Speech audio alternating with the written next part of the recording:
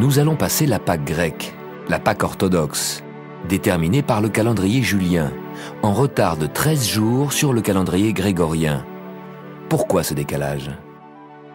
Le périple annuel de la Terre autour du Soleil est de 365 jours, un quart. Il faut donc rajouter un jour tous les 4 ans pour se recaler avec la réalité. C'est le fameux 29 février. C'est le calendrier de Jules César, le calendrier julien. Il ne dévie que de 2/3 de jour en un siècle. Imaginez la prouesse des astronomes de l'Antiquité. Sans télescope ni montre, au bout d'un an, leur calendrier avait seulement 10 minutes d'avance. Cependant, au bout de 16 siècles, on avait accumulé un décalage de 10 jours. Le pape Grégoire XIII décréta donc d'éliminer ces 10 jours et pour éviter que ce même décalage ne recommence, on décida de ne pas ajouter de jours bissextiles aux années de fin de siècle.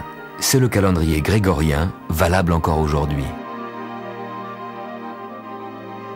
Dans les pays de religion orthodoxe, qui n'étaient pas sous l'autorité du pape, on a conservé les jours que le pape avait éliminés, donc 10 jours de décalage. Et ensuite, 1700, 1800, 1900, 3 fins de siècle, 3 jours de plus. Aujourd'hui, au XXe siècle, 13 jours de décalage. La Terre n'a rien changé à son périple annuel.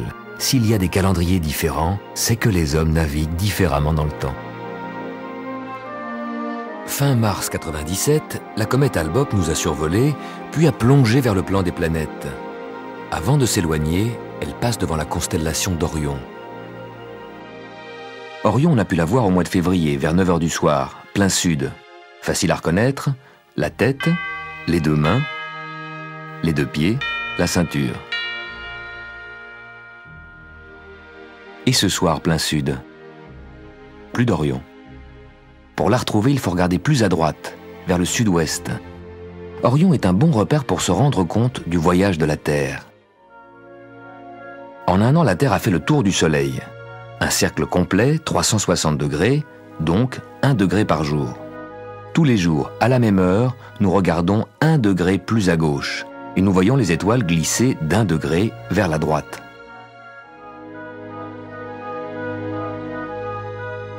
La Terre continue son voyage. 2 mois sont passés. Pour retrouver Orion, il faut regarder à droite, vers le sud-ouest.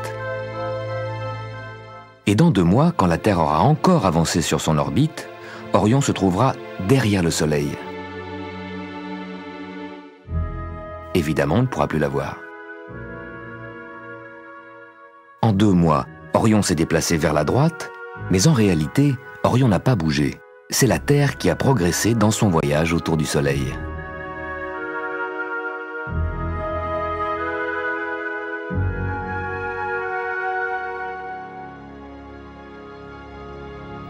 Le passage de la comète Hale-Bopp nous a montré que le système solaire ne se limite pas aux planètes. Des astres inconnus peuvent surgir à tout moment, comme de nouvelles comètes ou des astéroïdes. Ce sont de petits astres qui forment la ceinture des astéroïdes, situés entre les orbites de Mars et de Jupiter. Comment se sont-ils formés? Longtemps, on a considéré les astéroïdes comme les débris d'une planète qui aurait été détruite par une collision. Maintenant, on pense qu'il faut remonter à la naissance du système solaire. Les astéroïdes seraient les restes de matière interstellaire qui ne se sont pas agglomérés pour former des planètes et qui gravitent entre Mars et Jupiter. Des milliers d'astéroïdes circulent sur des orbites désordonnées et excentriques. Ce sont un peu les chauffards de l'espace.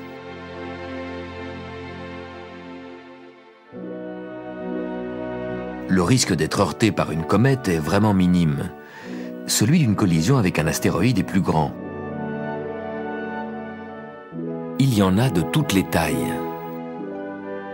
Des petits météorites qui s'enflamment dans l'atmosphère et se consument sans atteindre le sol, d'autres, grands comme des cailloux, qui tombent sur la Terre par milliers sans qu'il n'y ait jamais eu de victimes.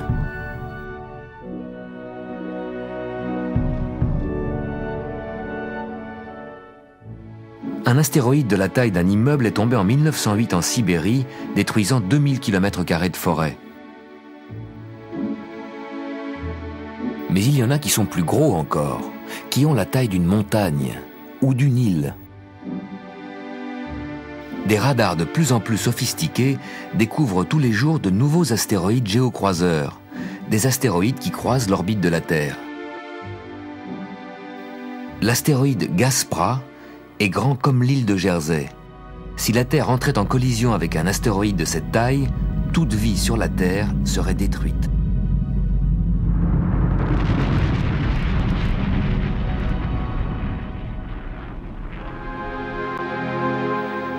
Dans le cas d'un géocroiseur qui se dirigerait vers un point de collision avec la Terre, il faudrait l'intercepter par une fusée qui le ferait changer de cap. Mais dans l'immédiat, rien de menaçant sur les radars de notre vaisseau spatial Terre. Les scientifiques, eux aussi, s'intéressent aux comètes et aux astéroïdes. Plusieurs sondes spatiales vont les explorer. Les astéroïdes pourraient nous révéler l'origine du système solaire, mieux que les planètes. Les planètes se sont formées en amassant de plus en plus de matière interstellaire. Durant des milliards d'années, cette matière s'est beaucoup transformée. Elle a été comprimée, chauffée, fondue, éjectée par des volcans. Sur la Terre, la matière d'origine est sans cesse déformée et transformée par l'atmosphère, par l'eau, l'érosion. Les astéroïdes, eux, sont intacts. Parce qu'ici, il n'y a ni atmosphère, ni érosion, ni pression trop grande. Ce sont probablement les restes de la matière primitive du système solaire. Un terrain d'exploration idéal pour en savoir un peu plus sur les origines de la matière, donc sur nos propres origines, parce que nous aussi, nous sommes faits de matière.